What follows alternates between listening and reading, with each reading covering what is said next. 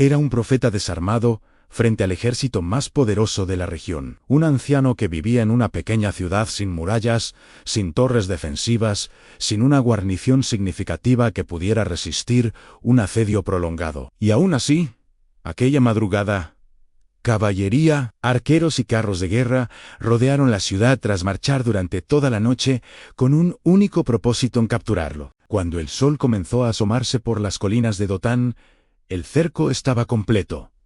No había rutas de escape, no había mensajeros que pudieran salir sin ser detectados, no había esperanza humana visible. Pero aquella mañana, cerca del año 850 a.C., los números no contaban toda la historia, porque en las montañas había algo que el rey de Siria no podía ver. Y cuando los ojos correctos se abrieron, se hizo evidente que este profeta nunca había estado solo. Para entender cómo un solo hombre se convirtió en el objetivo de todo un ejército, al momento en que una guerra comenzó a decidirse sin que se alzara una espada, sino de incursiones rápidas, emboscadas en pasos montañosos y disputas territoriales estratégicas. Pequeños destacamentos armados se desplazaban por valles estrechos y caminos secundarios intentando sorprender al enemigo en el momento más vulnerable. Del lado sirio, el mando estaba en manos del rey Ben-Hadad, líder de uno de los ejércitos más temidos del territorio. Sus carros de guerra eran rápidos y devastadores,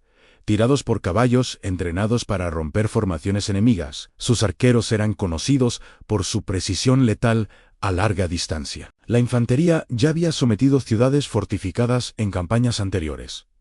Militarmente, la ventaja parecía evidente. El plan del rey sirio era sencillo y efectivo: emboscar al rey de Israel en puntos estratégicos donde el terreno limitara la movilidad. Elegir valles cerrados, cruces de caminos, pasos montañosos, donde el ejército enemigo no pudiera reorganizarse fácilmente. Era una táctica común en la antigüedad y casi siempre funcionaba.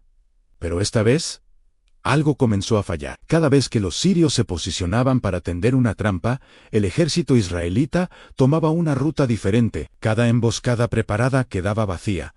Cada plan calculado se volvía inútil. Una vez podía ser coincidencia, pero comenzó a repetirse. Era como si alguien conociera cada movimiento antes de ejecutarse. La frustración del rey Ben-Hadad comenzó a transformarse en sospecha.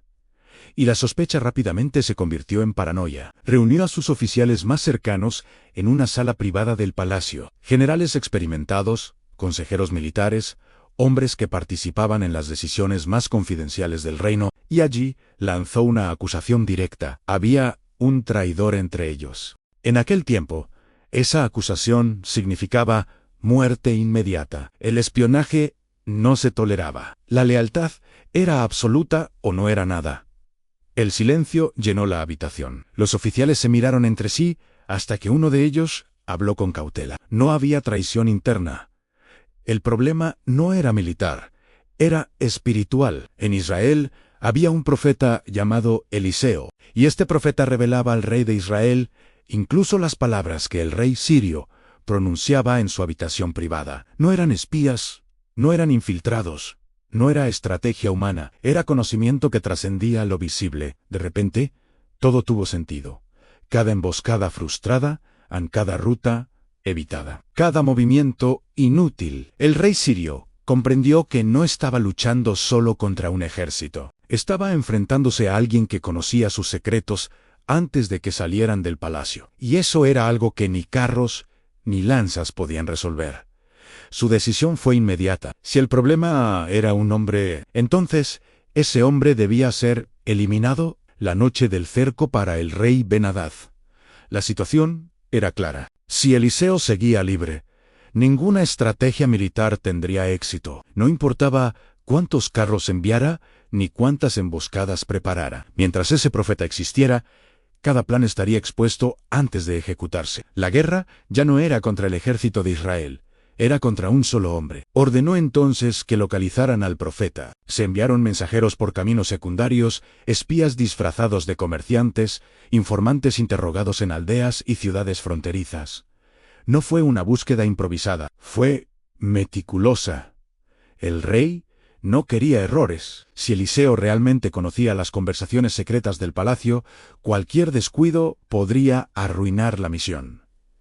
La respuesta llegó sin demora. Eliseo estaba en Dotán. Dotán no era una fortaleza imponente. No tenía murallas altas ni torres defensivas. Era una ciudad pequeña situada en una región montañosa, aproximadamente a 19 kilómetros al norte de Samaria, un lugar estratégico por su posición elevada, pero sin grandes defensas militares. A simple vista, parecía un blanco fácil. Pero el rey no subestimó al hombre que había frustrado repetidamente sus planes. No envió un pequeño destacamento para arrestarlo discretamente. Envió caballos, carros de guerra y una gran fuerza militar, una movilización desproporcionada para capturar a un anciano desarmado. Sin embargo, para el rey tenía sentido. Si Eliseo era capaz de revelar secretos en habitaciones cerradas, no podía permitirse el más mínimo fallo. La operación debía ser contundente. Esa noche, las tropas marcharon en silencio. Los movimientos nocturnos eran comunes en campañas antiguas. Permitían evitar el calor del día, preservar la resistencia de los caballos y, sobre todo, sorprender antes del amanecer. Los soldados sirios avanzaron por senderos oscuros, cruzaron valles donde el eco de los cascos resonaba suavemente y ascendieron por las colinas que rodeaban Dotán. No hubo antorchas encendidas. No hubo gritos de guerra, solo disciplina. Los comandantes distribuyeron las unidades con precisión, caballería en las salidas principales, carros bloqueando los caminos estratégicos, infantería cerrando cada posible ruta de escape, arqueros posicionados en puntos elevados para controlar cualquier movimiento. La ciudad dormía. Dentro de las casas de adobe, la vida continuaba con normalidad. Nadie imaginaba que, en las colinas, un ejército entero se estaba desplegando con el objetivo de capturar a un solo hombre. Cuando los primeros rayos del alba comenzaron a iluminar las montañas, el cerco era total, sin salida, sin margen humano. En algún lugar dentro de Dotán, Eliseo aún descansaba. No había organizado defensa, no había preparado huida, no había convocado tropas. Fue su siervo quien lo vio primero. El joven abrió la puerta aquella mañana, como lo hacía cada día. Tal vez para recoger agua, tal vez para observar el clima antes de comenzar la jornada, tal vez simplemente por rutina. Pero cuando sus ojos se acostumbraron a la luz tenue del amanecer, lo que vio no parecía real. Las colinas estaban cubiertas, caballos alineados en formación, escudos reflejando la luz del sol naciente, carros de guerra bloqueando los caminos, arqueros en posiciones elevadas, banderas sirias ondeaban suavemente con el viento matinal. No era una patrulla, no era un pequeño grupo, era un ejército completo.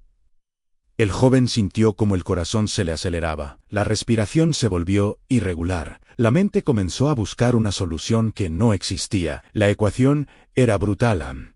Un ejército entero contra dos hombres desarmados dentro de una casa sencilla. Retrocedió apresuradamente y corrió hacia Eliseo. «Señor mío, ¿qué haremos?». No era una simple pregunta estratégica. Era un grito de desesperación. Era la reacción natural de quien ve el peligro y calcula el resultado inevitable. Eliseo, sin embargo, no mostró alarma.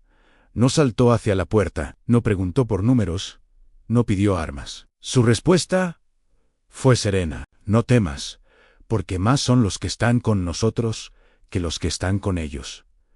El ciervo miró alrededor confundido. Dentro de la casa solo estaban ellos dos. Afuera, cientos, quizás miles de soldados experimentados. Las cifras no cuadraban. O el profeta había perdido la razón, o veía algo que aún no era visible para otros. Y entonces Eliseo oró, pero no pidió fuego del cielo. No pidió que el enemigo fuera destruido. No pidió escapar. Su oración fue simple. «Señor, te ruego que abra sus ojos para que vea». Y en ese instante, la historia cambió en perfecto. El ciervo todavía respiraba con dificultad cuando algo cambió delante de sus ojos. No hubo estruendo, no hubo viento repentino, no hubo terremoto ni sonido de trompetas. Lo único que cambió fue su visión. Fue como si un velo invisible se hubiera retirado lentamente de la realidad. Las mismas colinas que minutos antes parecían dominadas por el ejército sirio comenzaron a revelar algo más. Entre las formaciones visibles de caballos y soldados aparecieron otras figuras, más brillantes, más imponentes. Las montañas estaban llenas, no de polvo ni de humo de guerra, sino de caballos que parecían hechos de fuego. Sus crines no se movían como las de los animales comunes, sino como llamas vivas que ardían sin consumirse. Sus cuerpos irradiaban luz, no una luz que cegara, sino una claridad intensa y estable. Y detrás de ellos, carros, no construidos con madera ni hierro, no reforzados con cuero o metal. Parecían estructuras formadas por llama pura, como si el fuego mismo hubiera adoptado forma sólida sin perder su resplandor. No estaban desordenados, no se movían caóticamente, estaban alineados, en formación, posicionados estratégicamente entre la ciudad y el ejército sirio. El siervo parpadeó varias veces, intentando asegurarse de que no era un efecto del miedo. Pero la escena permanecía firme. La montaña no solo estaba rodeada por soldados de carne y hueso, estaba custodiada por un ejército celestial. El contraste era impresionante. A un lado, hombres con armaduras pesadas, lanzas afiladas y caballos agotados por la marcha nocturna. Al otro, seres luminosos que no mostraban fatiga ni inquietud. El siervo comenzó a comprender. Los sirios no estaban rodeando al profeta, estaban rodeados. El miedo que había oprimido su pecho empezó a disiparse, no porque el ejército sirio hubiera desaparecido, sino porque la realidad era más amplia de lo que había imaginado.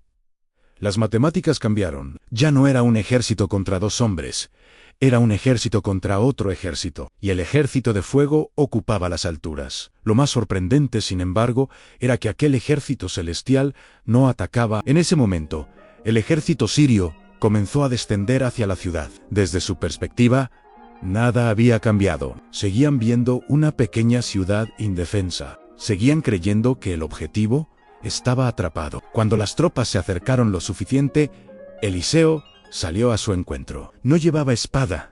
No estaba acompañado por soldados armados. Solo llevaba autoridad espiritual y oró nuevamente. Señor, hiere a este pueblo con ceguera. No fue una oscuridad total como la noche. No fue una sombra que cubriera el sol. Fue desorientación. Los soldados comenzaron a perder referencias. Los caminos que conocían ya no parecían claros. Las formaciones se rompieron. Los comandantes gritaban órdenes que no encontraban respuesta coherente. Los caballos se inquietaron. Los escudos chocaron entre sí. La disciplina que había sido impecable minutos antes comenzó a desmoronarse.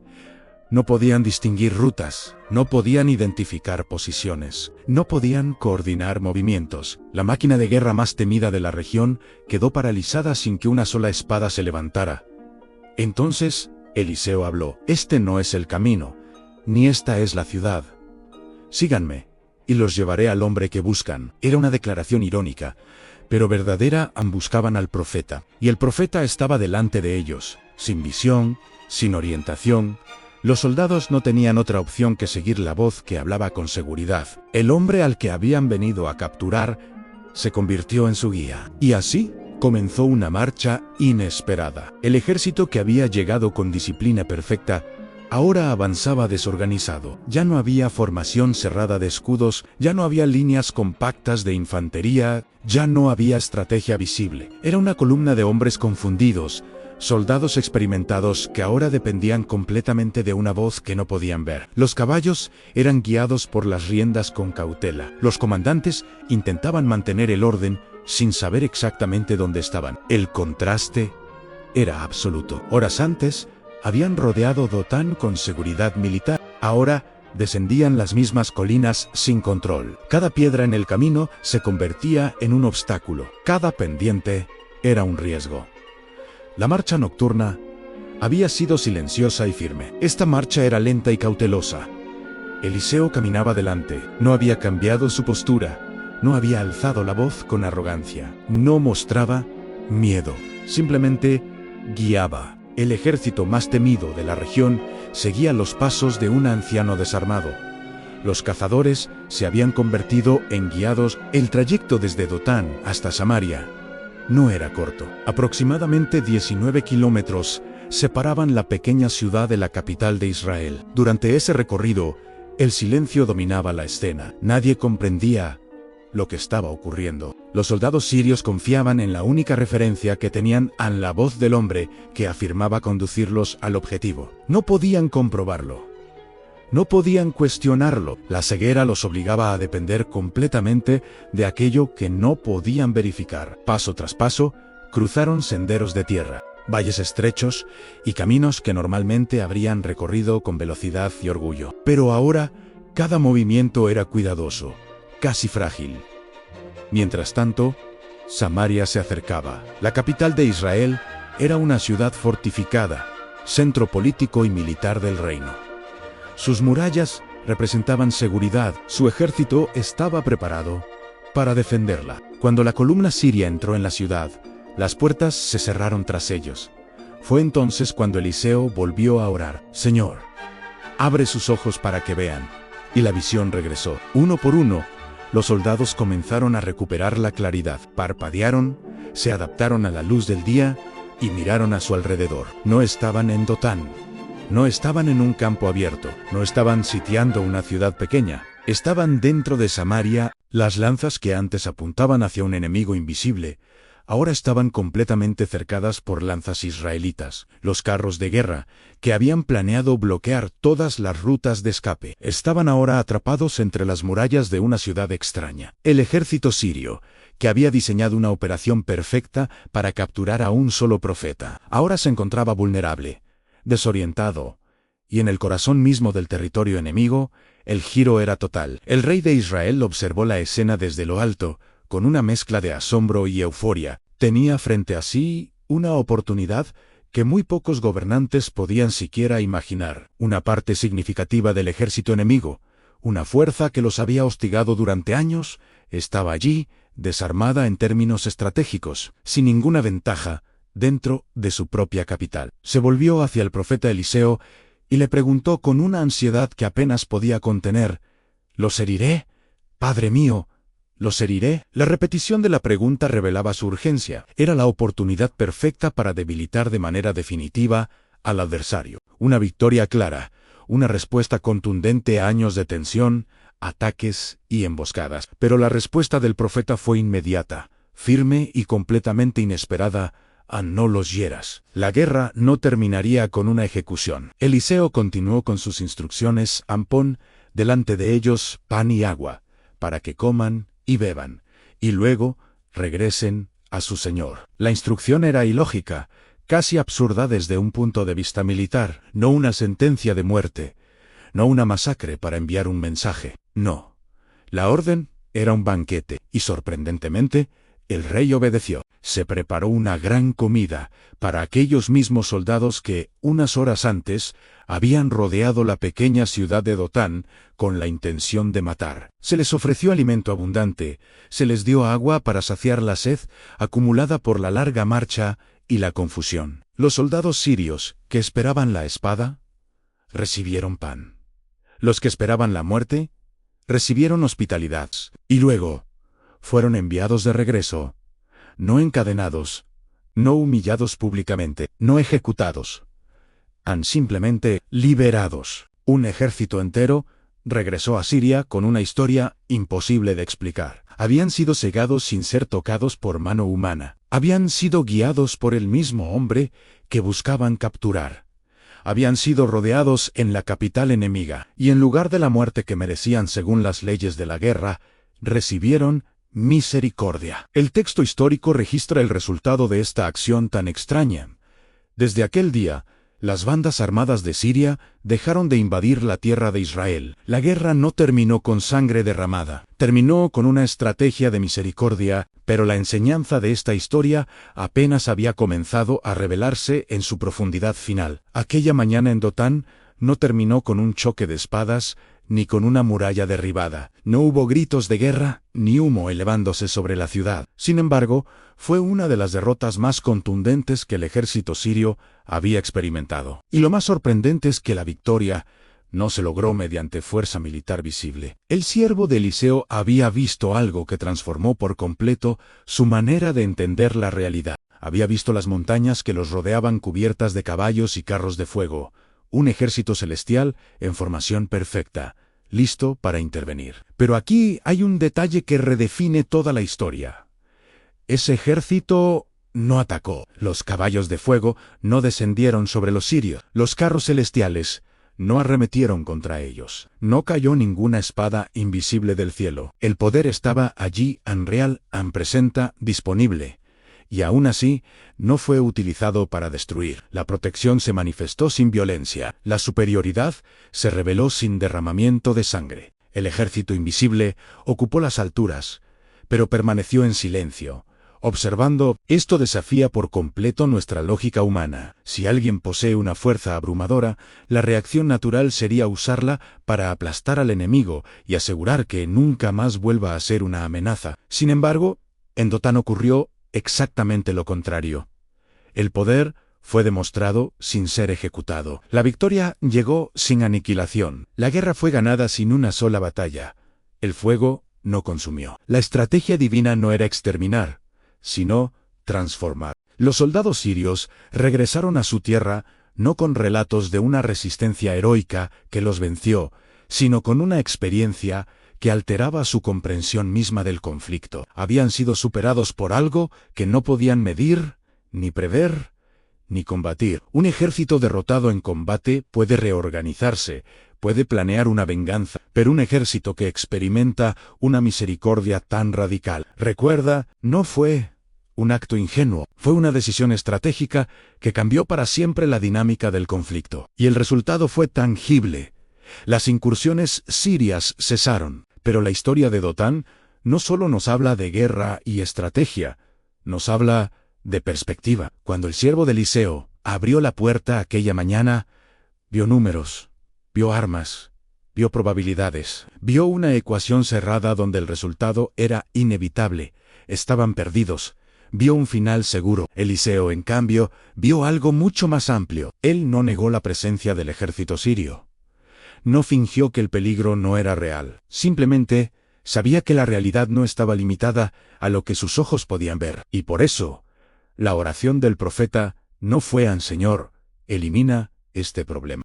Fue «An Señor, abre sus ojos para que vea». Esa diferencia es crucial. Las montañas ya estaban llenas de carros de fuego antes de que el siervo pudiera verlos. El ejército celestial no apareció en el momento de la oración. Siempre había estado allí. Lo único que cambió fue la percepción del joven. Eso significa que, mientras él temblaba de miedo, la protección ya estaba posicionada. Mientras el rey sirio planeaba emboscadas en habitaciones cerradas, había una dimensión de la realidad que él no podía controlar ni prever. Esta historia nos enseña que la realidad visible no es la totalidad de la realidad, y no fue la única vez que un poder invisible estuvo presente sin intervenir directamente. Siglos después, en otra noche oscura, justo antes del amanecer, otro hombre fue rodeado por soldados armados con espadas y antorchas. Esta vez, no fue en la ciudad de Dotán, sino en un huerto llamado Getsemaní. Uno de sus seguidores reaccionó como cualquiera de nosotros lo haría, desenvainó su espada para defenderlo. Pero la respuesta de este hombre fue inmediata y resonó con la misma verdad, revelada en Dotán: «Guarda tu espada». Y luego pronunció palabras que nos recuerdan esa misma realidad invisible. ¿Acaso no podría pedirle a mi Padre, y Él enviaría ahora mismo más de 12 legiones de ángeles, 12 legiones, decenas de miles de fuerzas celestiales? El mismo tipo de poder que cubría la montaña en tiempos de Eliseo estaba disponible en ese preciso instante. En Dotán, ese poder protegió al profeta del peligro. En aquel huerto, ese poder permaneció en silencio, permitiendo que el peligro siguiera su curso. El mismo poder en propósitos distintos. A veces, la protección divina te libra del peligro, y a veces te acompaña a través de él. El siervo de Eliseo nunca volvió a mirar una colina de la misma manera. El siervo nunca volvió a mirar una colina de la misma manera. Cada amanecer tendría un significado diferente después de aquella experiencia, porque una vez que alguien comprende que existe una dimensión invisible actuando más allá de lo evidente, ya no puede regresar a la visión limitada. La mañana en Dothan no cambió el paisaje físico, cambió la comprensión de quienes la vivieron. Las matemáticas decían miles contra uno, pero las matemáticas estaban incompletas, porque en muchas batallas el número no determina el resultado. Lo que no se ve puede ser decisivo. Y así, mientras el sol se elevaba sobre las montañas, dos ejércitos estaban presentes, uno visible, uno invisible, uno confiado en su fuerza, otro firme en su propósito. Al final del día, el que parecía invencible regresó a casa sin comprender completamente cómo había sido derrotado, no por violencia, no por estrategia humana, no por superioridad numérica, sino por una realidad que siempre estuvo allí, aunque pocos pudieran verla. Porque hay montañas que parecen rodeadas cuando en realidad están custodiadas. Y hay batallas que se deciden en un ámbito que los ojos humanos no pueden medir. Dothan quedó en la historia no como el escenario de una masacre, sino como el lugar donde el poder fue revelado sin necesidad de ser desatado. Y esa verdad sigue resonando. A veces, el ejército más grande no es el que marcha haciendo ruido, sino el que permanece en silencio, firme sobre la montaña,